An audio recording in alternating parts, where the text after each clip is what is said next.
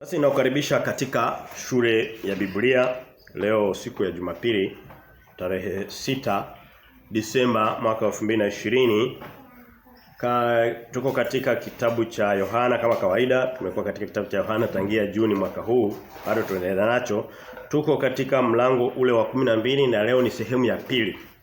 Mlango wa 12 kwanza tulisema kwamba kama utangulizi ulikuwa ndio mlango wa mwisho wa Kristo kuhubiri kwa watu wote waliokuwepo, Wayahudi nini. Baada ya hapo alifunga akaanza kuongea na waliomwamini peke yake. Kwa hiyo ni mlango wa mwisho ambao alikuwa anakamilisha ujumbe wake. Vitu vyote alikuwa hajahubiri alifungia pale. Tunataka kuviona hapo. Lakini ulikuwa ni wiki aliyokuwa sasa anaenda kuanza ile wiki ya mwisho ya mateso. Ambayo tuliona kwamba na katika somo moja wapo tulijifunza pale mlango wa 12 unaanza ukisema siku 6 kabla ya Pasaka. Ukipiga mahesabu na tuliona kwamba Kristo alisema yeye atakuwa kaburini kwa siku katika moyo wa nchi. Wala hakumaanisha kaburi. Kaburi sio moyo wa nchi. Aliingia mpaka sehemu za ndani kabisa za chini. Kwa muda wa siku 3 mchana na usiku. Kwa hiyo mchana 3 na usiku 3. Na ukipiga mahesabu na kwa sababu tunajua alifufuka siku ya kwanza ya Jumapili, ukipiga mahesabu kurudi nyuma na ukaongeza masaa ya siku inavyoanza jioni, Kristo hakufa Ijumaa, alikufa Jumatano. Alikufa Jumatano na chakula cha jioni yamkini alikila siku ya Jumanne jioni. Ambayo wenyewe wanakuambia ni Alhamisi, ambayo ni maneno yao tu. Na makusudi yao tulieleza, mtu ambaye ile somo liko katika mtandao na mtu anaweza kalisoma tena. Kwa hiyo tujifunza vitu vingi lakini hilo lilikuwa ni kubwa sana. Sasa leo tunaendelea na Kristo akiwa anamalizia mahubiri yake. Maana yake mtu anapokuwa anamalizia maana yake anaongelea vitu vya msingi sana. Yaani zile hoja tuseme yuko ana summarize au tuseme yuko anakamilisha. Kwa hiyo ataongea vitu vizito na leo tutaona vitu vingi vizito. Hoja ya kwanza tuliona hoja 4 za kwanza wiki iliyopita. Hoja ya kwanza ambayo ndio ya 5 katika hoja 12 zilizoma katika mlango wa 12 nilizoziona. Nini nyingi nafanya kufupisha tu. Hoja ya kwanza inasema watu hupenda kumpokea Yesu kwa sherehe au kwa matendo. Lakini sio rohoni. Watu hupenda kumpokea Yesu kwa mwili, kimwili. Kwa vitendo, kwa sherehe, lakini sio rohoni. Kama kuna mtu anapungukiwa chochote, kama ni karamu nitakupa. Lakini naona usiandike kwenye mkono. Tusome mlango wa 12 tuanzie mstari ule wa 12 tena. Anasema hivi, naye siku ya pili yake watu wengi walioijia sikukuu walisikia ya kwamba Yesu anakuja Yerusalemu, wakatwaa matawi ya mitende, wakatoka nje kwenda kumlaki, wakapiga kelele, Hosana, ndiye mbarikiwa ajaye kwa jina la Bwana, mfalme wa Israeli. Naye Yesu alikuwa amepata mwanapunda, akampanda kama vile ilivyoandikwa, usiogope binti Sayuni, tazama mfalme wako anakuja amepanda mwanapunda. Mstari wa 16 anasema, mambo hayo wanafunzi wake hawakuyafahamu hapo kwanza, lakini Yesu alipotukuzwa ndipo walipokumbuka ya kwamba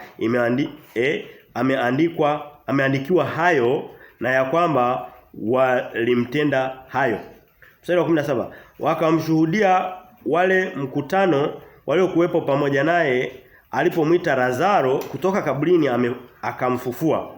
Na kwa sababu hiyo mkutano walikwenda kumlaki kwa kuwa wamesikia ya kwamba ameifanya ishara hiyo.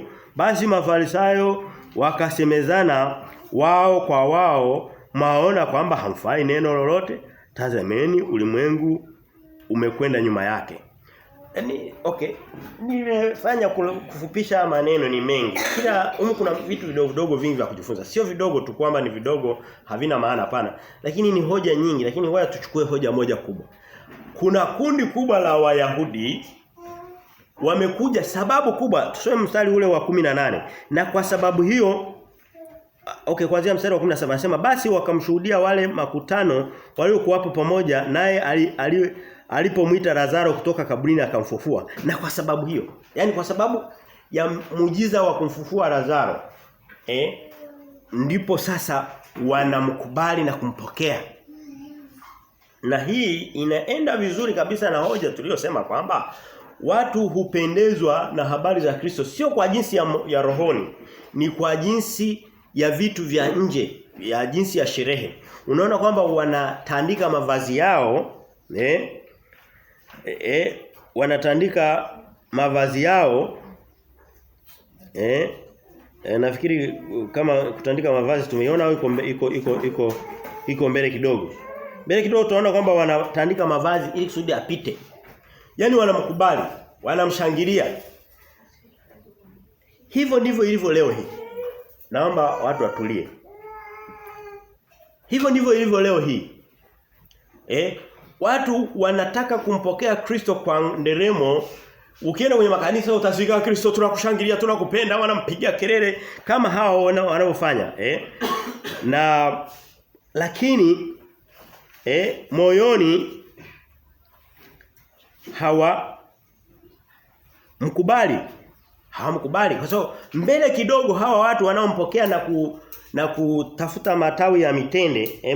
Mstari wa matawi ya mitende uko sehemu gani?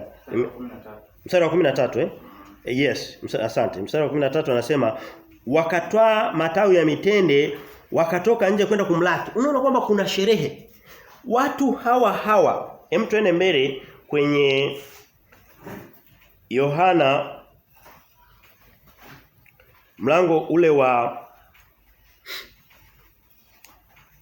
10 Yohana 19. Twende mbele kidogo.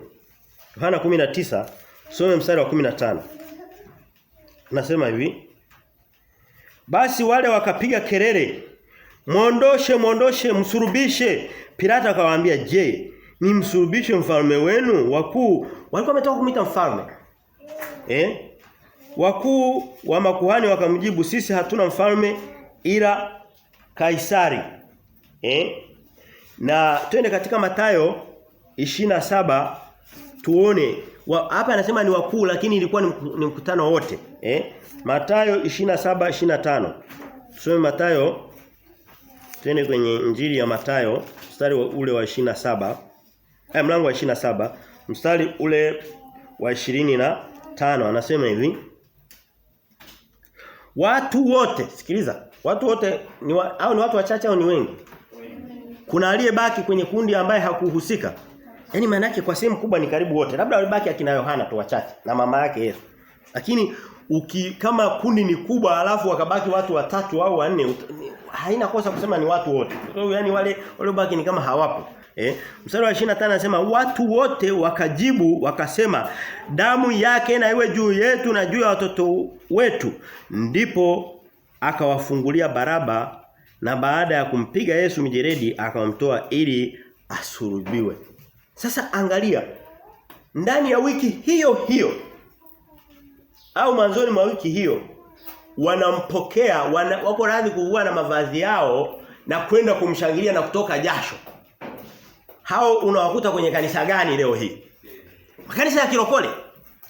Wanawaambia Bwana tunakupenda tunakupenda. Jioni yake wako katika kila uchafu. Anafunga siku kwa kwenda kwa michepuko yake. Lakini asubuhi alikuwa na Kristo vizuri. Ametoka na jasho. Ametoa na sadaka nyingi. Sasa taswira hii ni nini?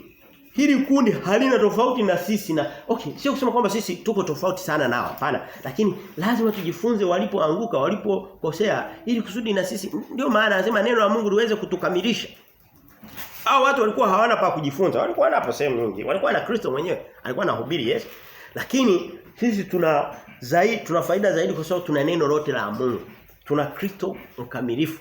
Wakati huo Kristo kwanza alikuwa hajatukuzwa. Kwa hiyo kuna aina fulani ya upungufu ya Ukristo wao kwa sababu Biblia inasema Kristo alipotukuzwa mambo yote anasema imekwisha. Kwa hiyo tunaona kwamba hii hali kwa kweli tuchukue muda tuitafakari. Kuwa Mkristo sehemu nyingine wanasema ni Mkristo kama wa mshumaa. Mshumaa ukiuchoma moto unayeyuka dakika chache tu. ushaganda. Yaani huwezi kufananisha kitu kama maji. Maji kama ni maji ni maji. Unaoka kwamba una maji, unakimiminika. Lakini mshumaa muda ukiyeyuka tu muda mfupi umeganda. Huwezi kutegemea yale maji yake. Kwa hiyo ni wa muda. Ukristo wetu naomba tuseme hoja nyingine. Ukristo wetu haupimwi kwa miezi au kwa miaka. Unapimwa kwa miongo. Mtu kama una uwezo wa kusema nimemtumikia Mungu, nilikuwa nasikiliza neno la Mungu, nilikuwa nasoma neno la Mungu, nilikuwa naenda katika kanisa linalohubiri kweli ya Mungu kama hivi kwa muda wa miaka 10, 20, 30, then unaweza ukatoa ushuhuda watu wakakuelewa. Lakini kusema kwamba miaka 2, 3 hapana. Huo ni muda mfupi sana. Sasa hawa watu ndani ya wiki moja walishamgeuka. Huku nyuma wanasema asulubiwe. Anasema mimi nataka niwape Baraba, asema hapana. Anasema huyu mtu amekosea nini? Na ni Mrumi huyu. Huyu hakuwa Myahudi. Akasema nimsulubishe mfalme wenu, akasema sisi hatuna mfalme isipokuwa Kaisari. Huku nyuma wanamkubali. Lakini Kristo na M20 sehemu nyingine zinasikitisha sana. Kristo hakuwa amejiaminisha sana kwao. Tusome Yohana mlango ule wa Kristo atajiaminisha kwako na mimi atakapoona sio wa Kristo wa wiki moja. Akituona angalau tumekuwa naye kwa muda wa miaka 10 bila kurudi nyuma, anaweza akawekeza kwetu. Anaweza akawekeza kwetu. Lakini tusome katika Yohana mlango wa 2 mstari ule wa 23. Yohana 2:23. Huu mstari tuwahi kuona huko. Anasema hivi, hata alipokuwa Yerusalemu, Yohana 2:23, yes. Okay, tusome 24. Anasema hivi. Okay, tuanze 23. Anasema hivi, hata alipokuwa Yerusalemu kwenye sikukuu wakati wa Pasaka. Unaona kwenye tukio kama hili la Pasaka, lakini hizi ni Pasaka za nyuma. Watu wengi waliamini jina lake walipoziona ishara zake alizozifanya. Kwanza hakupendezwa nao kwa sababu mpaka awafanyie ishara. Kristo anasema kimsingi Kristo hapendezwi. Alimwambia hata na mtume wake mmoja wapo. Alikuwa anaitwa Tomaso. Akamwambia Tomaso, yani ni mpaka uone ndipo uamini. Anasema wenye heri ni wale ambao wanaamini tu kwa kusikia neno langu. Sasa hawa watu kwenye mlango wa 2 walimwamini kwa sababu tu ya miujiza na ishara. Hakuna ubaya. Mungu akutendea muujiza basi unamwamini vizuri. Mstari wa 24 ndio unaleta ujumbe mkubwa, anasema lakini Yesu hakujiaminisha kwao kwa kuwa yeye aliwajua wote. Na kwa sababu hakuwa na haja ya mtu kushuhudia habari za mwanadamu, kwa maana yeye mwenyewe alijua yaliyomo ndani ya wanadamu. Huyu Yesu alikuwa ameweka matumaini kwa hawa wanadamu. Amina. Je, unadhani Kristo aone watu waliomwamini, wanaompenda, unafikiri ataacha kuweka matumaini kwao? Yes, Mungu alimwambia shetani, anasema tena shetani hakuwa ameleta habari mwenyewe, hapana. Alikutana tu na shetani, anasema niambie umetokea wapi? Hiyo ni lugha ya taswira. Tutakuja kufundisha kitabu cha Ayubu. Lakini tuchukue kama kilivyo. Azuma nimezunguka, nilikuwa duniani nazunguka. Yaani alikuwa ni mtu tu wa kupoteza muda. Kama watu wale nilikuwa tu napoteza muda. Ndivyo shetani anavyofanya. Leo hii utakutana mtu vipi bwana? Mungu anapoteza muda tu bwana. Mungu anasema tu ukomboe wakati. Sasa shetani alikuwa anapoteza muda mtaani tu pale amekaa kijiweni. Akatokeza kwa Mungu sasa kupiga mahesabu labda za kufunga siku na nini. Umetokea akasema nilikuwa nazunguka tu, sina shughuli maalum. Shetani, ukiona huna shughuli maalum, jifananishe kwa kiasi fulani. Tafuta kazi ya kufanya. Soma neno la Mungu basi ukiona ni shida. Wafundisha watoto basi vitu vya kufanya. Yaani usikubali kukaa. Basi Mungu akamuuliza akasema vipi lakini? Umemuona mtumishi wangu Ayubu? Anasema nimemuona. Vipi umeonaje? Yule si umembariki vitu vyake vingi tu. Yule anakuwa mtumishi tu kwa sababu ya vitu ulivyompa, sio moyo wake. Lakini sina haja ya kwenda kule. Sikuwa na somo la Ayubu. Ninachotaka kusema ni kwamba Mungu alikuwa watu wanaomwamini, wanaompenda Mungu, Mungu anajisikia fahari kuwatoa kama mfano. Hawa watu Yesu hakujiaminisha kwao na wala hakutaka ushuhuda wao, hakutaka shughuli zake zijengwe juu yao. Kwa sababu alijua mioyo yao sio misafi. Haimpendi. Amen. Lakini angalia Mungu Baba anavyojitapa kwa kumwonyesha shetani habari za mtumishi wake Ayubu. Sehemu nyingine kusema katika kitabu cha Waebrania mlango wa 11 anasema watu ambao Mungu hujiona fahari kuitwa Mungu wao. Ninakuomba wewe unayesikiliza hili neno la Mungu ufike sehemu kila kukicha, hatua kwa hatua, kila kukicha ufike hatua ambapo Mungu anajisikia fahari kuitwa Mungu wako. Anaweza kawaambia hata watu wasema vipi, umeliona lile kanisa langu la mahali pale? Maka akisema kanisa amesema na watu. Sawa. Lakini Kristo hawa watu kwa sababu ujumbe mwingine unaokuja ni nini? Ukiona watu wanakushangilia, wanakupenda au wakati mwingine marafiki, usiamini sana kwamba labda ndio urafiki wenu. Inaweza kama mbele kidogo wakakugeuka. Ndicho alichomfanya Kristo. Okay, niambie kama walimfanya Kristo hivi, huku nyuma wanachukua matawi ya mitende, wanamkaribisha, wanamchezea, wanamchezea ngoma na nini, anafurahi na nini, na wanaweka nguo zao na kanyaga na nini, mbele nyuma ndani ya wiki hiyo wakasema msurubishe na damu yake iwe juu yetu na watoto wetu. Unaweza kuwategemea hawawezi kukufanya hivyo wewe mwanadamu? Wanao uwezo.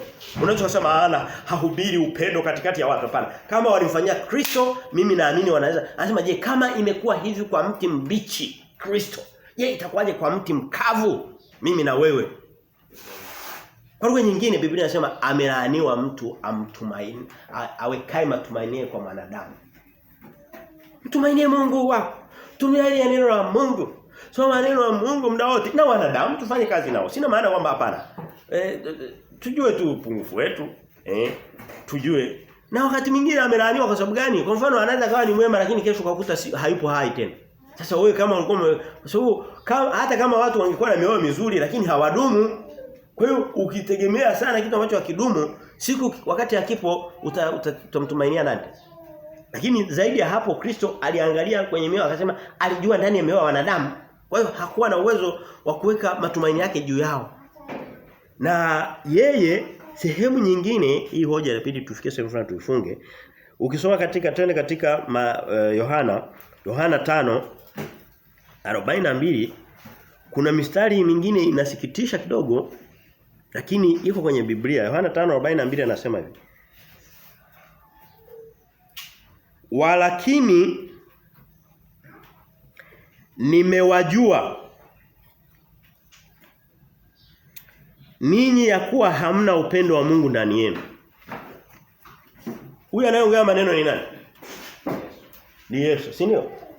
Ananiambia mimi, anakuambia wewe, anaiambia dunia. Alikuwa anaongea na watu. Wengine wanamuuliza maswali mazuri, baba tunataka kujua nini na nini. Lakini akasema hapana, lakini mimi najua hamna upendo wa Mungu. Unadhani haya maneno alimwambia Petro? Hapana. Petro alianguka, akafika sehemu fulani Yesu baadaye akamwambia Petro wa Simoni, Simoni anasema Petro wa Simoni, wanipenda? Anasema ndio Bwana. Akarudia, wanipenda? Ndio Bwana. Wanipenda mara ya tatu akasema Bwana unajua yote Bwana. Mimi si nitakuficha nini? Ninachotaka kusema ni kwamba kama tunampenda wa Mungu, haya maneno asingeweza kumwambia Yohana. Hapana. Asingeweza kumwambia Paulo. Kwa hiyo alikuwa anawaambia wale watu ambao hawako wapo wanaingia na kutoka tu. Anawaambia ninajua mioni mwenu hakuna upendo wa Mungu. Sasa hili neno lisikuguse wewe wala mimi. Hili neno liwaguse wale ambao hawana bahati ya kusikia kweli ya Mungu. Na anasema hivi, hata kama hili neno halinifai mimi, lakini ninamfaa mtoto. Kama halimfai yule, litamfaa mtoto yule pale. Kwa sababu gani? Watoto wanapokuwa bado wadogo wana upendo mkubwa na Mungu. Wanatenda dhambi nyingi tu, wanafanya makosa. Lakini neno la Mungu linawafaa zaidi. Lakini linatufaa wote. Tusonge mbele kidogo. Yesu alikuwa unaona kwamba sehemu nyingi anasema hakujiaminisha kwao, hakujitumainisha kwao, hakuweka matumaini kwao. Sehemu nyingine anasema anawaambia afsaka mimi nawajua hamna upendo wa Mungu. Lakini sehemu nyingine twende katika Luka mlango ule wa Luka kabla kwenda kwenye Luka twende kwenye Yohana 6:15 anasema hivi. Yohana 6:15 anasema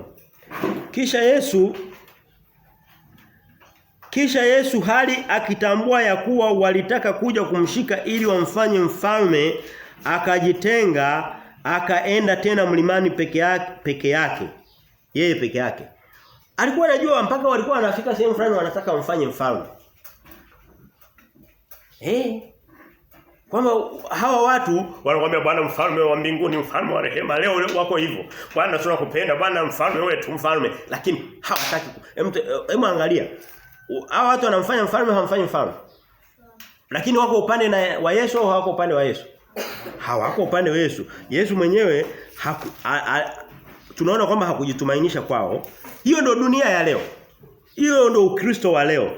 Twende katika Yohana na twende kwenye Luka 6:46. Anawauliza hivi. Hawa wanaomwambia Bwana mfalme wetu na nini? Bwana tunaenda kutuonekania unatupenda sana, tunakupenda. Yeye anawauliza swali rahisi sana. Luka 6:46 anasema hivi. Na kwa nini mnaniita Bwana Bwana? Walakini hamyatendi nisemayo. Unataka kuniambia hawa watu walikuwa wanapenda walikuwa wanatenda anayosema Yesu. Lakini inaonekana walikuwa wanamuita Bwana, sasa ndio walikuwa hataki. Mimi ninasema hamtendi. Mnataka kunifanya mfalme. Mnafanya vitu vyote vizuri mbele yangu lakini hamtendi nisemayo. Anasema naomba msiniite Bwana basi. Ijulikane. Sasa watu wana mneno sawa hakuwapa nafasi ya kuwatumainia, ya kuwaweka katika mipango yake, na sehemu nyingine alikuwa anawaambia hampendi Mungu. Sasa sisi tusiwe hivyo. Anasema wafalme wa dunia wafanye hivi na hivi lakini ninyi msiwe hivyo. Maana yake hawa watu walifanya hivi lakini sisi tusiwe hivyo. Sisi tumpende Mungu.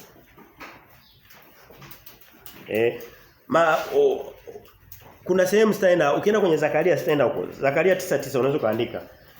Yale maneno yanayosema tazama mfalme wako anakuja mpole, amepanda manapunda yaliandikwa na Zakaria. Biblia inajitimiza yenyewe. Zakaria mlango wa 9. Kwa hiyo sitaenda huko leo. Kwa sababu ya muda kidogo sio mwingi. Twende. Kwa hiyo tumeona hizo hoja. Hoja ya kwanza kwamba watu wanapenda na ndivyo ilivyo hasa kwenye makanisa. Wanapenda kumuita Yesu kinywani, kumchezea nyimbo nyingi, kumtungia album, wakaziuza kwa fedha zao, wasema niko namtumikia Mungu, Yesu. Kuna wimbo unaitwaje? Unaitwa Utamu wa Yesu. Wanaimba paka wanazidi disco, eti anaimba utamu wa Yesu. Lakini Kristo anasema hapana, hiyo sitaki. Kwani hamteni nisemaje? Hoja ya pili ni nzito kidogo. Hii nayo somo la leo ni nzito. Ni nzito inatuwajibisha. Hoja ya pili inasema hivi. Chembe isipokufa haiwezi kuzaa matunda. Unaweza ukapanda mbegu kwa mfano za mahindi ukaziingiza ardhini. Ukaja ukavuna mahindi kama ile mbegu iliyopandwa haikuoza. Amina. Inawezekana? Sasa kwa sababu Kristo anasema anatumia hiyo sayansi, hiyo biolojia ya mimea. Kwa sababu anaiweka kwenye neno lake, ngoja na sisi tuitafakari. Hem tusome kuanzia mstari ule wa 20 na tulipokuwa tumeishia pale. Tuliishia mstari wa tuanzie 20 pale tuendelee mbele kidogo. Anasema palikuwa na Wayunani kadha wa kadha. Wayunani ni watu ambao hawakuwa taifa la Waisraeli. Hawa walikuwa ni watu wa mataifa. Hasa Wayunani tuseme ndo Wagiriki. Taswira ni watu wa mataifa wasio na asili ya kumcha Mungu na nini. Palikuwa na Wayunani kadha wa kadha miongoni mwa watu waliokwea kwenda kuabudu kwenye sikukuu. Basi hao walimwendea Filipo, mtu wa Betisaida wa Galilaya. Huyo alikuwa miongoni mwa wale tena shara wale.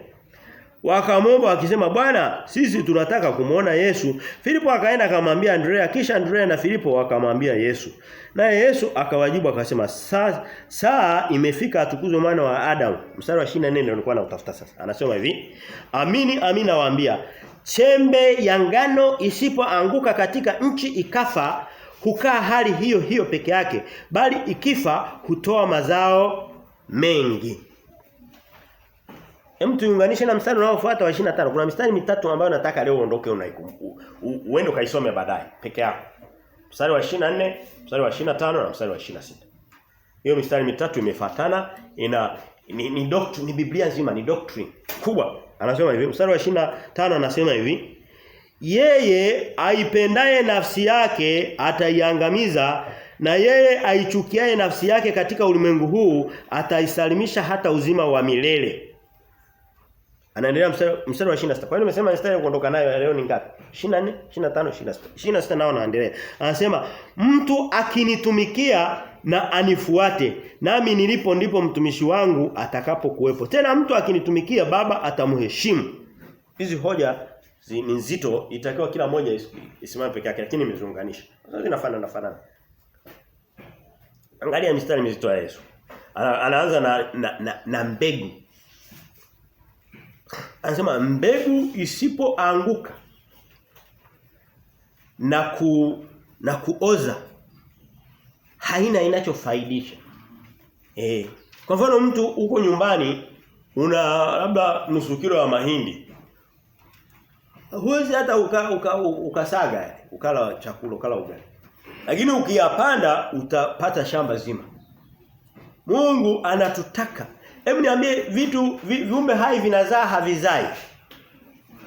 Viumbe hai vyote vinazaa, si ndio? Hata miti na mimea.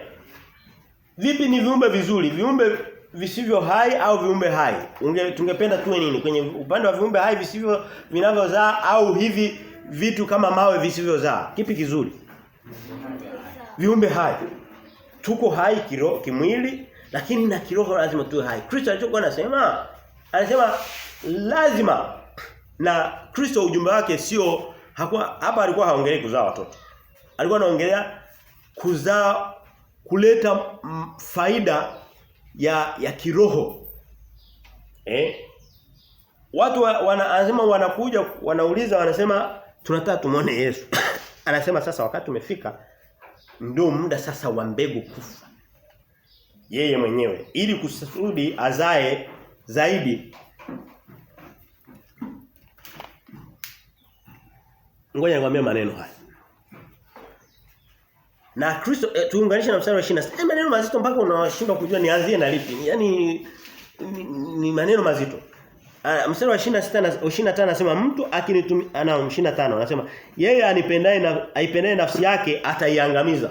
Huyu anayependa nafsi yake, na nitarudi kwenye hoja 24. Anayependa nafsi yake na kuiangamiza, huyu ni mtu ambaye hataki mbegu yake ife. Anataka kuitunza hivyo. Yeye mstari wa 25 aipendaye nafsi yake ataiangamiza, na yeye aichukiaye nafsi yake katika ulimwengu huu ataisalimisha. Ni lipi kundi zuri? Huyu ambaye anaipenda nafsi yake ili alafu baadaye inaangamia, au huyu anayeichukia katika ulimwengu huu na kuisalimisha hata uzima wa milele? Hapa kuna makundi mawili. Tufanye kuchagua au tubaki tusubiri kidogo kufanya, nataka tupige kura. Wewe mtu angalia makundi mawili yaliyoko hapa. Anasema hivi. Anayesema ni Kristo. Anayesema ni Kristo. Mstari wa 25 tutafakari. Yeye aipendaye nafsi yake ataiangamiza. Hili ni kundi la kuwemo, ni kundi zuri. Huyu mtu ni mtu ambaye anataka muda wake autumie kwa ratiba zake, haweza kautoa kwenda kupeleka injili. Ndio mfano wa kwanza. Huyu mtu ni mtu ambaye hana hata uwezo wa kufunga, kwa sababu hana uwezo wa kufunga na anaona mwili wangu utapata shida, utapata njaa. Huyu mtu ni mtu ambaye yuko yani anataka kila anasa ya dunia, macho ya shibe, masikio ya shibe. Biblia inasema masikio hayashibi na macho yaweza kashiba. Yani huwezi kaenda ukaangalia labda uchafu ukasema sasa imetosha. Kwa sababu unazalisha tamaa na kiu zaidi. Huyu mtu ni mtu ambaye mwili wake anaupa kila kitu. Anasema sasa huyo mwisho wake anaenda kuiangamiza hiyo nafsi yake. Sasa kuna kundi la pili. Anasema hivi. Naye anasema upande wa pili sasa. Tuangalie sasa, tuchague. Naye aichukiae nafsi yake katika ulimwengu huu. Nadhani ni watu wengi walikuwa tayari kuingia kwenye hili kundi la aichukiae nafsi yake katika ulimwengu huu. Huyu ni mtu ambaye yuko radhi aache ratiba zake, apeleke injili, yamkini atoke jasho. Wakati mwingine asutwe vidole, wakati mwingine atukanwe, wakati mwingine akatishwe tamaa. Kwa sababu Kristo anasema anasema naye aichukiae nafsi yake katika ulimwengu huu ataisalimisha hata uzima wa milele. Huyu mtu ndio yule ambaye ana uwezo wa kulazimika siku ya Jumapili kuacha shughuli zake na kitanda chake na sehemu yake aliyokuwa anataka kupumzika, akajikongoja akaenda kanisani akasikia neno la Mungu. Wakati mwingine likawa sio neno la kumfurahisha kama hili. Sasa anayesema ni Kristo. Sasa mimi mniambie tuchague. Mnataka niende nikawahubirie mambo ya baraka niache kusema maneno ya Kristo wakati Kristo ndo ameyasema? Siwezi. Mungu anawapenda wote. Hatuioni humu. Kristo maneno yake ndio haya anayoyasoma. Sasa tuchague. Kwa hiyo lazima tuangalie. Sasa anarudi nyuma anasema huku kuipenda nafsi na kuiangamiza ni mfano wa mtu ambaye anataka kuwa na mbegu ambaye hataki ife. Unajua, usipokuwa tayari kufisha macho yako, kufisha fikra za mioyo yako na tamaa vitu ambavyo dunia inakuletea, huwezi ukazaa mbegu kwa Kristo. Huwezi ukapeleka injili kwa mfano. Huwezi ukawa umelala kwenye TV, umelala umekunywa pombe, umeangalia mpira asubuhi ukapeleka injili. Huwezi ukazaa matunda hata siku moja. Inakudai kuwa Paulo anasema sisi anasema mimi ninakufa kila siku. Ndiko kuiua ile mbegu. Ndiko kuiua mbegu. Ngoja niulize kama Yesu. Je, neno hili linawakwaza? Linatufurahisha? Yes, linatufurahisha. Sasa tunajua kweli na aliyenena ni Kristo. Kwa sababu Kristo naye alihubiri kwenye mlango wa 6, akahubiri akazungumza akasema hapana, maneno sio yenyewe. Wakaondoka. Walimu waweza kuondoka akamwambia, "Vipi hili neno limewakwaza kwanza?" Mtuambieni. Na ninyi vipi mnataka kuondoka? Lakini akina Petro waliokuwa wamesimama kama wewe ulioko hapa wakasema, "Hatuna pa kwenda. Maneno yako ndio kweli na ndio uzima." Hebu niambie kitu kinachowafanya watu washindwe kusimama mbele ya Mungu na kutulia na kusikia kweli ya Mungu. Wakati mwingine ni dhambi kama za uasherati na uzinifu. Hivi unaweza kufanya uasherati mara ngapi ukawa umeridhika nao, ukasema kwamba sasa nimefurahia vya kutosha? Hapana. Hapana. Hebu niambie mlevi anayekunywa pombe atakunywa lita ngapi au pipa ngapi mpaka aseme sasa nimeridhika kabisa? Hata kaa ridhike. Hata siku moja. Hebu niambie wale mateja wale ambaye anafika sehemu fulani anauza na shati lake ili kusudi aweze kupata hela za kwenda kununua ganja wanaita. Sawa. Unaweza kuniambia kwamba ule mvutano wa ile bangi na zile nasikia wiki hii Umoja wa Mataifa umefuta bangi kuwa mmea mbaya. Kwa hiyo unaanza kuruhusiwa sasa. Tunaenda pabaya. Ni kama walipofika sehemu fulani wakatangaza ndoa za jinsia moja kwamba ndo haki. Tena sasa hivi zinaanza kuonekana kama ndo za kifahari zaidi, ndo za sasa zaidi. Nilikuwa nasoma okay, na mambo mengi sana nisiaseme. Ngoja nasikia timu ya taifa ya wanawake ya Brazil. Na wanawake wa mashupavu kweli wanacheza sana mpira kama wanaume wao. Karibu nusu yao, karibu wote ni lesbian. Yaani wao ni wanalalana.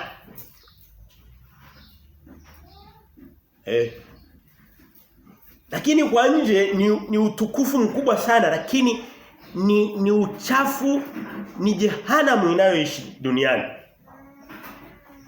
Na kila binti wa Brazil anatamani awe kama hao. Kwa sababu wamepewa utukufu mkubwa sana na taifa lile na dunia nzima. Lesbian ni mashoga ya kike. Na ndivyo ilivyo. Nilikuwa nasikia huyo anaitwa Sino Cristiano Ronaldo. Shoga wake, mume wake yuko Algeria, kama yuko Algeria yuko Morocco, lakini yuko Afrika Kaskazini. Lakini ana kile kitu. Akitaka anaweza hata kanunua mji peke yake ukawa mali yake. Nadhani hata baadhi ya taifa anaweza kavinunua taifa vidogo vidogo. Lakini ni kuni za jehanamu ya moto. Ni lazima tusikie maneno ya Kristo, tuue hizi tamaa, tuue huu uongo, ndio tunaweza tukasonga tukawa hai. Anasema kwa sababu mimi niko hai na ninyi mtakuwa hai. Tunakuwa hai kwa sababu Kristo yuko hai. Kwa sababu Kristo ananena. Anasema ninyi mmekuwa safi kwa sababu ile neno nilowaambia.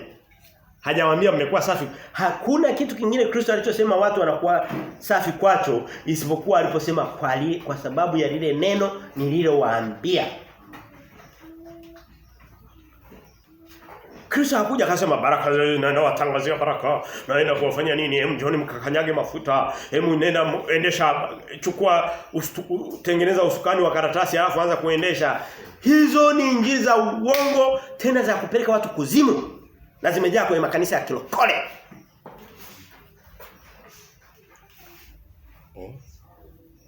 Na ni za uongo.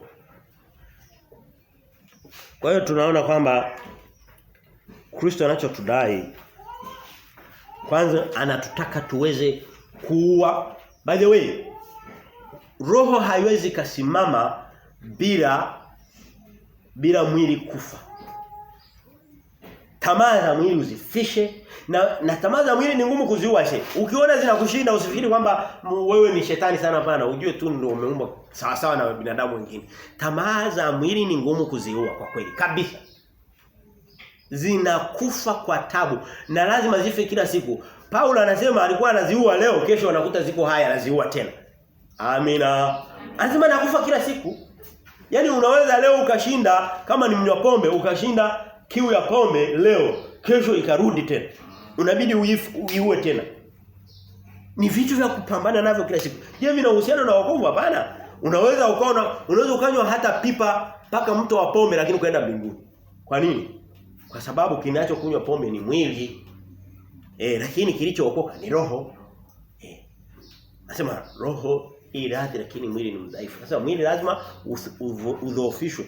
Paulo anasema mimi sijui nifanyeje kwenye Warumi mlango wa 7. Hili ni somo kubwa sana ambalo hauwezi kulihubiri kwenye hata Jumapili moja itosha, hata mbili. Lakini tuishi hapo. Kwenye Warumi 7 yote nenda kaisome. Kama unahangaika na dhambi na kumpenda Mungu na kusoma neno, ukishika Biblia unasinzia, nenda kasome. Paulo yemkuta vile vile. Anasema mimi sijui nifanyeje. Kile ninachokichukia ndicho ninachokifanya. Kile ninachotaka kufanya kinachoambiwa na neno la Mungu ndicho nisichokifanya. Anasema sasa kama ni hivyo niko kwenye hatari. Anasema lakini ashukuriwe Kristo, yeye atuwezesha kushinda na zaidi ya kushinda. Ni Kristo anayetuwezesha. Ni Kristo, ni mpaka umsikie leo, umsikie kesho kutwa, umsikie miaka 10 mfululizo ndipo unaweza kanani. Petro mwenyewe alifika sehemu fulani akamkana Yesu kirahisi tu. Wakati walikuwa wamekaa na Yesu mpaka Yesu alishampa akamwambia nitakupeni na funguo za mbinguni. Na wapa injili itakayookoa. Mkimpa mtu injili akasikia kaamini mmempeleka mbinguni. Msipompa kwa mfano ukapita ukasema sikupi injili usimpe, anakuwa amepotea vile vile. Japo mara nyingi ni yeye anayekataa. Injili iko wazi kwa kila mtu. Tunaweza kaenda sehemu nyingi sana lakini hii hoja naomba tusikie. Kwa hiyo ujumbe ni huu kwamba ukiona nafsi yako unaipenda, huwezi ukapoteza muda wako kwa ajili ya Kristo.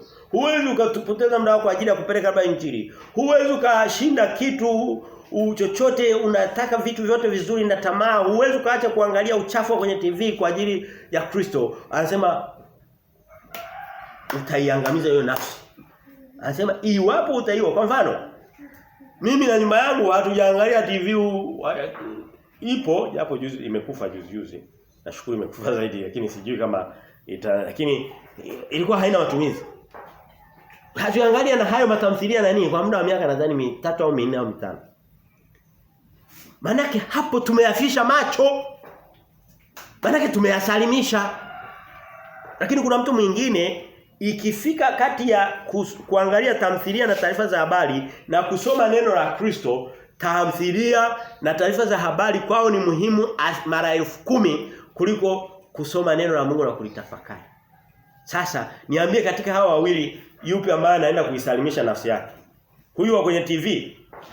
Huyu kwenye TV anasema ataiua. Maneno ya Kristo marahisi sana. Sasa mimi nimekosea kuyasoma? Naomba nisihukumiwe kwa hiyo. Mimi kazi yangu ni kwa tafsiri na sikuwafanya makali kama ya Kristo. Ningeasoma kama alivyoandika, nikaenda sehemu nyingine ningepigwa mawe.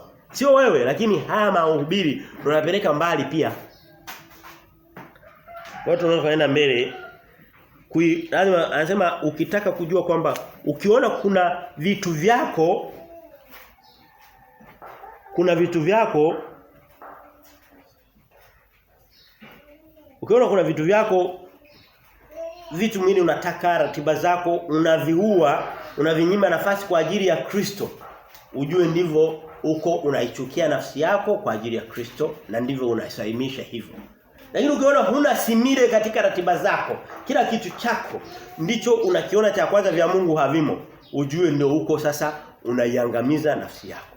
Kulingana na Kristo na sidhani kama kuna mbadala wa habari hiyo. Ndivyo ilivyo. Hakuna kinyume na hapo. Okay. Nilikuwa na mistari mingi sana wa maneno mengi lakini tusome sehemu chache. Nisha usema ule wa kwanza sitarudia. Unaosema Wakorintho wa kwanza 15:31 Paulo anasema usione huku kujisifu kwangu. Tunamwona Kristo kama Paulo alikuwa ni kama Mkristo aliye wa viwango vya juu yuko tayari kutumika kwa ajili ya Kristo. Anasema ninafanya hivyo kwa sababu ninajiua kila siku. Anatupa siri. Unataka kuwa kama Paulo? Jiue kila siku. Anza kusoma neno la Mungu kila siku. Na kuhakikishia kwa mfano kama unasoma sura moja kila siku. Angalau basi maana yake 2 ya asubuhi na ya jioni. Lazima utafika alipofika Paulo, utafika alipofika Kristo. Anasema soma Wakorintho wa pili sehemu chache tufunge. Wakorintho wa pili muda umeenda. Wakorintho wa pili mlango wa 4 na mistari mingi lakini sikustahili. Okay, Wakorintho wa pili 4:10 anasema hivi. Wakorintho wa pili 4:10 anasema siku zote twachukua katika mwili kuuawa kwake Kristo, kuuawa kwake Yesu, ili uzima wa Yesu nao udhihirishwe katika miili yetu. Anasema hivi. Siku zote, kila siku lazima ubebe ile kule kufa kwa Kristo. Kwa sababu ile injili ya Kristo ya wokovu ilipatikana kwa kifo chake. Ukiibeba katika kila siku anasema ndivyo na uhai wake utadhihirika katika huo mwili. Ndio. Ngoja nitoe mfano kwenye ningeweza kwenda mbali sana. Ngoja nitoe mfano kwenye siasa ambazo watu wanazipenda. Jana rais alitangaza baraza lake la mawaziri na manaibu wake. Sawa. Usifikiri kwamba mtu ambaye alikuwa anakaa kwenye TV labda au mtaani akiona labda CCM wako wanapiga ngoma akawa anapita zake labda anaenda zake na shughuli zake. Usitegemee kwamba utaingia kwenye ile baraza. Kwa sababu sasa kama hukushiriki katika tabu za kampeni, unategemewaje uje sasa ushiriki katika kuvuna vyeo? Sasa wanataka wasishiriki na Kristo katika taabu zake, alafu waende wakatawale na Kristo. Haipo. Wale watu uliosikia wamekuwa manaibu na mawaziri walikuwa wameshiriki katika taabu na msoto ule. Kwa hiyo wanastahili kuvuna huko ni vya huko. Je, ni vitu vinavisifia? Sina kauli kwa hilo, lakini inatoa kama mfano. Sasa watu wanataka siku hivi unataka kwenda kukaa mezani kula chakula ambacho hukushiriki hata kuosha vyombo. Manake huyo mtu anataka ashiriki ufufuko wa Kristo na mema ya Kristo wakati hataki hata kumkiri Kristo. Pana. Sasa tushiriki katika mambo ya Kristo ili kusudi tuweze katika tabu za Kristo ili kusudi tuweze kushiriki naye katika kutawala naye. Na katika uzima wa milele. Na hata katika maisha ya kila siku. Mtu unataka Kristo akutendee mema, ulikuwa na biashara imekufa, akutunzie biashara yako ipate faida, ulikuwa labda watoto wanaumwa wapone, ulikuwa unaumwa upone, unafanya lakini hutaki kusoma hata neno la Yesu. Sasa huyo Kristo gani? Tutakuwa ni kama kumdharau sasa. Ni kama unamlazimisha sasa. Anasema katika tunaweza kaa huko muda mrefu na mistari mingi ngoja tuiruke kwa mingi sana. Mingi kwa kweli. Ngoja turuke. Tuone katika hoja nyingine. Kuanzia mstari wa 27 na kuendelea mpaka wa 30 tunaona na hii ni hoja nzito pia. Yaani hakuna kitu tutakachokita sio kizo kwenye neno la Mungu jamani. Halipo. Mimi nikitafuta kusema kwamba tuweke wapi msitizo. Hapa tulipomaliza ndo tulikuwa pana msitizo mkubwa. Lakini na huu nao ni msitizo. Kama unaweza kubeba vyote beba. Ubinadamu wa Kristo. Yaani Kristo unapomuomba, unapomlilia, unapopita katika shida, ninapopita katika shida, Biblia inasema Kristo naye alipitia humo, anapajua na ndio makusudi ya kubeba ule mwili. Alikuwa na uwezo wa kukaa mbinguni akatoa maelekezo mambo yakawa. Lakini ilibidi ashuke chini afanane na wewe, kama ni njaa inakuuma na yeye njaa imuume. Kama ni kuchoka unavyochoka na yeye achoke. Ukimwambia Kristo sina uwezo wa kupeleka injili inachosha, anakuambia mimi nipeleka injili, nimetoka Kapenaumu nikaenda kwa Razini, nikatoka Razini nikaenda Yerusalemu alikuwa anasafiri anatembea naenda. Umwambie siwezi, anasema bana mimi nishapita huko. Tena mimi nilikuwa natembea kwa mguu muda mrefu. Kwa hiyo tunaona ubinadamu wa Kristo. Tusome kuanzia mstari wa 27 mpaka 30. Anasema sasa roho yangu imefadhaika nami nisemaje? Kristo leo sisi tunafadhaika au tunafadhaika? Tunafadhaika. Unaweza kuona ugonjwa unafadhaisha. Lakini kama unafadhaika kwa sababu ya njaa, kwa sababu ya kesho yako ijui, Biblia inasema Kristo naye alifadhaika. Kwa hiyo anajua tabu zako, hana nukta hata moja ambayo utamwambia sijue kwa jinsi hiyo ashinde kukusaidia na kukutetea. Tunaona ubinadamu wa Kristo. Mstari wa 27 unaendelea anasema sasa roho yangu imefadhaika nami nisemeje? Baba uniokoe katika saa hii, lakini si kwa ajili ya hayo. Anasema lakini ni kwa ajili ya hayo nilivyoifikia saa hii. Mstari wa 28 anasema Baba ulitukuze jina lako. Basi ikaja sauti kutoka mbinguni, nimelitukuza nami nitalitukuza tena. Mstari wa 29. Basi mkutano uliosimama karibu wakasikia, walisema ya kwamba kumekuwa ngurumo, wengine wakisema malaika amesema naye. Mstari wa 30. Yesu akajibu akasema, sauti hiyo haikuwepo kwa ajili yangu bali kwa ajili yenu. Hii habari inatuonyesha Yesu kupungukiwa. Mwili wa Kristo kupungukiwa, kuwa na hofu, kuomba msaada kutoka juu. Kama vile ambavyo na wewe unaomba msaada na mimi tunaomba msaada kutoka juu. Na Mungu anamjibu. Na anawaambia nimefanya hivi kwa ajili yenu. Najua ninyi ndio mtahitaji msaada. Mimi nilikuwa sihitaji msaada. Lakini anabeba ule ni kama wewe nitoe mfano mzuri. Akina mama ambao mna watoto wadogo. Si wakati mwingine unalazimika kuongea sauti ya mtoto mdogo ili kusudi muelewane sauti, si ndio? Huwezi kumwambia maneno yaliyonyooka kama Kiswahili cha kwenye kamusi. Unatumia tu maneno fulani ya kitoto mpaka wakati mwingine unajifanya kama unakosea ili kusudi ajisikie kwamba na wewe uko kama yeye. Ndicho Kristo alichofanya. Na mtoto nimemfurahisha akisikia kwa mfano kuna mtoto katika watoto wangu mdogo nafikiri wote neno matunda alikuwa hajui anaita mahunda. Anasema anataka mahunda. Sisi tukao tunasema mahunda ili kusudi ajisikie kama tuko kama yeye. Kristo naye anajua tunafadhaika, anasema ngoja nipitie hatua ya kufadhaika. Anasema mimi ninautoa uhai wangu, sio kwamba nimelazimishwa kuutoa, hapana. Sema nautoa mimi mwenyewe ili kusudi niwafananie hawa. Kwa hiyo Kristo kama anapitia katika twende katika kwa ajili tu ya muda. Twende katika kitabu cha Waebrania. Tuanzie katika twende katika Mathayo kwanza. Tuanzie Mathayo 26. Mathayo 26 anasema hivi. Twende haraka kidogo. Nikibahatika kufika pale mimi nitaanza kwa sababu muda umeenda. Mathayo 26 anasema mstari ule wa 39 mpaka 42. 26 39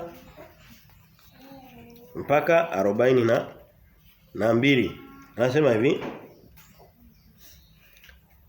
Anasema akaenda mbele kidogo, akaanguka kifurifuri, akaomba akisema Baba yangu, ikiwezekana kikombe hiki kiniepuke. Walakini si kama nitakavyo mimi, bali kama utakavyo wewe. Akawaajia wale wanafunzi akawakuta wamelala na kadhalika na kadhalika. Unaona Kristo ni mara ngapi tunapitia katika maisha magumu unamwomba Mungu kwamba hiki kikombe kikuepuke. Hajawahi kupata. Umetupata. Lakini Kristo naye alipitia pale. Anafadhaika, tunafadhaika. Anachoka, Kwa mfano ukisoma katika kitabu cha si kama ni tuliwahi kuiona kwenye Yohana 4, Yesu alikuwa pale kisimani, alikuwa ameshikwa na kiu. Akaomba maji ya kunywa. Anasema alikuwa amechoka, amekaa hivi anasubiri wanafunzi waje. Tabu zote taswira kwamba Kristo anapopitia kote tunapopitia Kristo amepita. Sasa lengo la Kristo kupitia kule ni jibu lake sasa. Na linatupa matumaini hata tunapoomba. Linatupa matumaini kwa sababu tusome katika kitabu cha kwa sababu alipitia pale. Tusome katika kitabu cha Waebrania sehemu mbili tofauti. Waebrania mistari hii ni mizito sana. Waebrania 4 14 na 15 anasema. Waebrania 4:14. Waebrania 4:14 anasema hivi. Basi iwapo tunaye kuhani mkuu aliyeingia katika mbingu, Yesu mwana wa Mungu, na tuyashike sana maungamo yetu. Mstari wa 15 anasema, kwa kuwa hatuna kuhani mkuu asiyeweza kuchukuana nasi katika mambo yetu ya udhaifu. Unaona? Kama ni hofu, hakuna kitu baya kama kuwa na hofu. Hujui kesho. Hujui utafanyaje. Unakuwa na hofu. Hujui utakuwa wapi. Anasema kuhani wetu anaenda mbinguni, anafika mbinguni, lakini sio kuhani ambaye hatufahamu. Ni yule ambaye anasema ana uwezo wa kuchukuana na sisi, anapitia njia tuliyopitia. Ndio tunaona kwamba Kristo ndicho alichopitia kwenye mlango wa 12. Ndio tunajaribu kuunganisha hii hoja. Anasema mstari ule wa 10 anasema mstari wa 15 anasema bali yeye alijaribiwa sawa sawa na sisi katika mambo yote. Je, unapitia katika majaribu? Unapitia katika mfano unaweza kuwa ni mfano. Unaweza kuwa ni binti, ni mama, ni msichana. Utapitia katika majaribu mengi sana, utajaribiwa. Tena wakati wengine wataka kujaribu, ukisipokuwa mwepesi wa kuanguka utatengeneza na maadui kabisa. Anakuchukia, anaweza kukufanyia vitu vibaya. Kristo je, hakupata maadui? Alipata wengi sana. Anatoa kama alijaribiwa na sisi tunaweza kujaribiwa kama yeye, akayashinda majaribu na sisi tunashinda majaribu. Anaendelea anasema sikiliza tofauti ya Kristo na anasema bali yeye alijaribiwa sawa sawa na sisi katika mambo yote, bali hakufanya dhambi. Anasema nimewafundisha njia. Kama ni majaribu napitia yeye, na mimi nimepitia lakini sikufanya dhambi. Lakini amejaribiwa.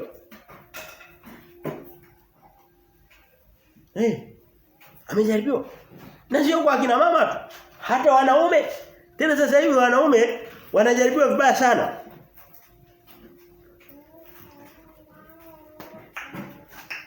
Hiki kuna kitu nataka kusema lakini Niishi hapa tutasema siku nyingine. Tuende katika Ibrania hii 2:16-18 anasema. 2:16-18 anasema.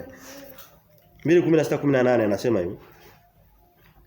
Maana ni hakika hatwai asili ya malaika, msikie Kristo, ila atwaa asili ya mzao wa Ibrahimu.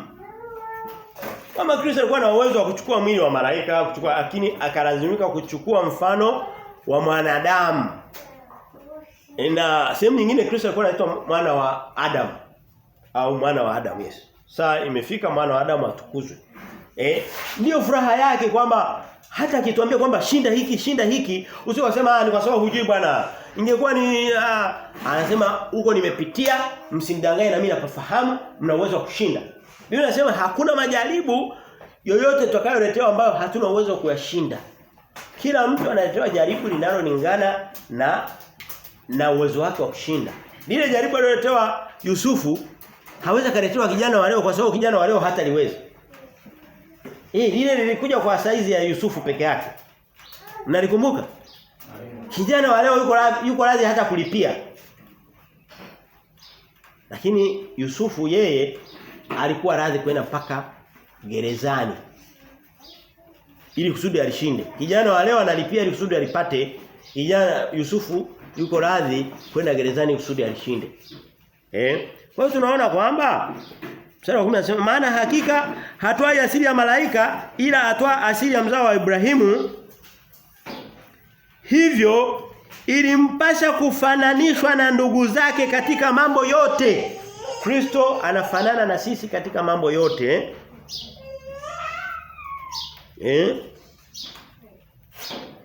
Katika mambo anasema mambo yote apate kuwa kuhani mkuu mwenye rehema, mwaminifu katika mambo ya Mungu ili afanye suluhu kwa dhambi za wanadamu. Anasema ilimbidi apitie katika madhaifu ya wanadamu wote ili kusudi aweze kwenda kuwatetea.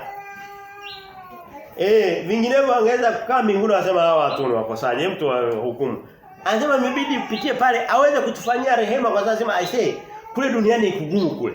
Nilikuwa huko sio kwa kawaida. Hebu wasamehe. Hawezi kutupatanisha na Mungu Baba. Na sio kusema kwamba Mungu alikuwa hapajui, hapana, Mungu anajua. Ni Mungu mmoja isipokuwa vitu vingine Mungu alifanya kwa ajili ya sisi tuone, lakini mbinguni wanajua.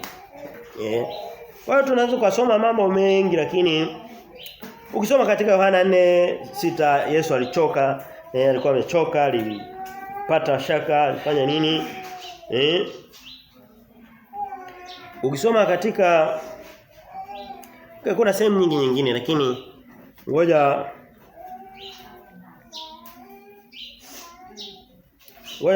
tumalizie hoja ya mwisho na ikusudi hiki ijayo tumalize hii sura yote. Twende kwenye hoja inayofuata na ndio wa mwisho wa kufunga. Bado muda mfupi tutafunga. Inasema inapatikana kuanzia mstari ule wa 31 mpaka wa 33. Inasema kifo cha Yesu au mateso ya Yesu ndiyo wokovu, vile vile ndiyo hukumu ya dunia. Ndiyo, yani kama Yesu asingekufa kulikuwa hakuna uwezekano wa kupata wokovu. Lakini vile vile kama Yesu asingekufa kulikuwa hakuna sababu ya kuhukumiwa. Kwa hiyo vyote vinatokea kwa wakati mmoja. Tusome kuanzia mstari ule turudi katika Yohana mstari ule wa 31 mpaka 33 anasema hivi 31-33. Anasema sasa baada ya yani sasa muda wake wa kuuawa unakaribia sasa. Sasa hukumu ya ulimwengu ipo. Unaona kitu kilicholeta hukumu ya ulimwengu? Anasema hivi, sasa hukumu ya ulimwengu ipo, sasa mkuu wa ulimwengu huu atatupwa nje. Alikuwa mkuu wa ulimwengu huo, sina muda wa kuongelea lakini nitaigusagusa kidogo. Ni shetani. Anasema kwa kufa kwa Kristo, Kristo akifa, kimwaga damu yake ndio ushindi dhidi ya mamlaka na nguvu za shetani kwa dunia. Anasema atatupwa nje kwa sababu kuna nguvu ya ushindi imepatikana. Anaendelea anasema mstari wa 32 anasema nami nikiinuliwa juu ya nchi nitawavuta wote kwangu. Anaendelea anasema Mstari wa 33. Aliyanena hayo akionyesha ni mauti gani atakayo kufa. Anasema okay, tuishia hapa. Wewe unaona kwamba anaanza sasa kuja katika hatua za kumalizana na hizi shughuli za kuhubiri na ujumbe uliomleta duniani ambao ndo mauti yake. Anasema sasa muda wangu wa mauti umefika. Anasema sasa Bwana unaweza sasa kumruhusu sasa mtumishi wako aende kwa amani. Muda umefika. Wakati mwingine unakuwa anamwambia anasema hapana, saa yangu bado, saa yangu. Sasa anasema saa yangu iko tayari. Sina shida, nimemaliza ujumbe, nimemaliza kazi, niko tayari kuondoka. Sasa anasema lakini katika kuondoka kwangu nitainuliwa juu, kwa sababu aliinuliwa juu msalabani, hakuuawa chini, yani hakupigwa chini ardhi. Aliinuliwa juu, nitasema kwamba anawavuta watu wote kwenda juu mbinguni. Ndio Biblia inasema hapo. Kwa hiyo anasema kifo chake kitawainua watu kwenda juu wote watakaotaka kumwamini. Lakini anasema vile vile hukumu ya ulimwengu itatangazwa hapo hapo. Ndipo anasema twende katika Yohana 3 mlango wa 3 wa Yohana mstari wa 36 anasema hivi. Ndio maneno kama haya yanapatikana pale, anasema hivi. Amwaminie mwana ana uzima wa milele. Yohana 3:36. Ana uzima wa milele, asiyemwamini mwana hataona uzima wa milele bali ghadhabu ya Mungu inamkalia. Si unaona kwamba vitu vyote viko wakati mmoja? Vinakuja baada ya kuinuliwa juu. Kwa hiyo ndo anasema sasa hukumu ya ulimwengu imekuja kwa sababu ukombozi umepatikana. Nitoe mfano rahisi wa kidhaifu tu. Na mtu labda mko hapa mna njaa mna nini, mtu ana jamani tuna njaa. Chakula kikaja. Kikishafika akitokea mtu akaanza kulalamika akasema sasa nina njaa, utamwona huyu ni muongo. Kabla hakijaja kila mtu anaweza kulalamika nina njaa, lakini kishakuja anasema sasa kama unataka ule, anasema hukumu sasa ndio imekuja. Asije atokea mtu akasema kwamba nina njaa ni nini, hapana, ni utuambie chakula kipo. Usio kusema kwamba tunapotea, wokovu upo. Lakini wakati huo wale walio tayari kuupokea wanaokolewa. Kwa hivyo vyote vinatangazwa kwenye kifo cha Kristo. Kifo cha Kristo kilihukumu dunia na kiliokoa dunia. Lakini msingi wake mkubwa ni wokovu. Anasema Baba Mungu anapenda watu wote waifikirie toba. Mkuu wa ulimwengu nitaka kwa ajili ya muda tu nisiende kule. Tutakutana nayo mbele. Lakini Biblia inasema mkuu wa ulimwengu ni nani? Shetani. Sitaiongelea leo kwa sababu ni somo refu. Lakini tutakutana nayo kwenye milango ijayo. Kwenye mlango wa 14, 16 tutaikuta tu huko, hakuna shida.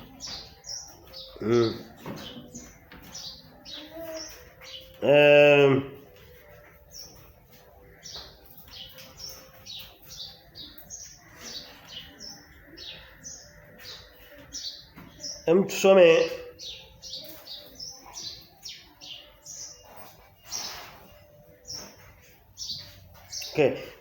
Kwa hiyo tumeshaona kwamba mistari mingi, nilikuwa na mistari mingi najiuliza nianze upi, nianze na muda umeshaisha. Lakini ule mstari tuliosoma wa Yohana 3:36 unajibu hizi hoja zote kwamba katika Kristo watu wote kuna wanaohukumiwa. Twende kwenye mstari mmoja sikuwa nao, lakini twende kwenye Luka.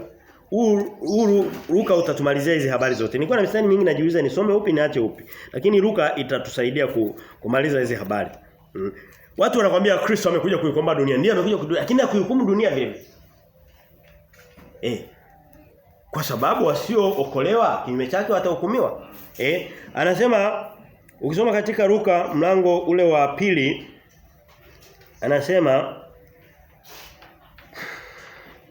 anasema kulikuwa kuna Luka mlango wa 2 mstari wa 34 anasema hivi. Simeoni akawabariki akamwambia Mariamu mama yake, tazama huyu amewekwa kwa kuanguka na kuinuka wengi walio katika Israeli. Na taarifa kwenye Agano Jipya Israeli ni dunia. Mungu anaongelea dunia yote. Na kuwa ishara itakayonenewa Nawe mwenyewe upanga utaingia moyoni mwako ili kufunuliwa mawazo ya mioyo mingi. Kristo anasema Simeoni anatabiri kwa Roho Mtakatifu, anasema huyu mtoto huyu amekuja kwa vitu viwili. Kuna watu watainuka, kuna na watu wataanguka. Maana kuna watakaookolewa na kuna watakao, ni kama mtihani unapokuja. Kwa mfano ukifundisha hao ukasema okay mmemaliza nendeni. Ni vizuri. Lazima uweke mtihani ili kusudi uwapate wazuri waliokuwa na bidii na wambo ambao hawakuwa na bidii. Ndani ya mtihani kuna kuwa na vyote viwili. Vile vile ndani ya Kristo kuna vyote viwili. Lakini unadhani mtu anayetunga mtihani anakuwa na lengo kwamba wakamate wasiojua? Anakuwa anataka kujua wanaojua wanajua kiasi gani. Kristo kifo chake lengo lake ni ili kusudi dunia nzima iokolewe. Lakini kwa sababu dunia haiko tayari kuokolewa kwa ajili ya Kristo, basi inahukumiwa vile vile. Ndio sababu haya maneno yote mawili yanatokea wakati mmoja. Tutaishi hapa. Bado tukushukuru neno lako. Asante kwa uzima uliotujalia na neno ulilotupatia leo. Mungu tunaomba likaendelee kutengeneza na pale ambapo Mungu tuna udhaifu katika mioyo yetu, Kristo katuimarishe. Na tunakukaribisha katika pendo zinazoendelea sasa hivi. Vikaweze Mungu wa mbinguni kupata baraka zako na kutujenga zaidi katika jina la Mungu Baba na Mwana na Mtakatifu. Tunapokea. Amen.